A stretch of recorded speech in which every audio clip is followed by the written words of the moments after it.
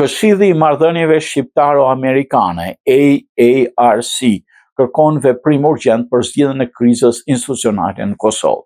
Diaspora shqiptare në Shtetet e Bashkuara po ndjek me shqetësim dështimin e vazhdueshëm të partive politike në Kosovë për siguruar shumicën e gjerë të nevojshme për zgjedhjen e presidentit.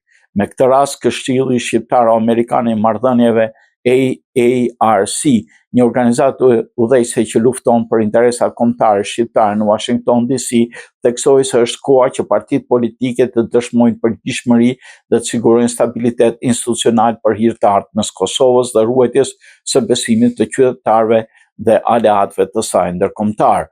AARC dërgoi gazetës shqiptaro-amerikane Iliria në New York deklaratën në vijim.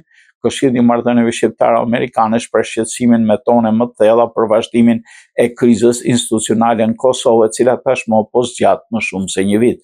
Pavarësia e partive politike për të vendosur interesat kombëtare të vendit mbi agjendat e ngushta partijake dhe rivalitetet personale ka zgjatur paralizën politike në kohën kur Kosova duhet të forcojë institucionet demokratike dhe qëndrimin ndërkombëtar.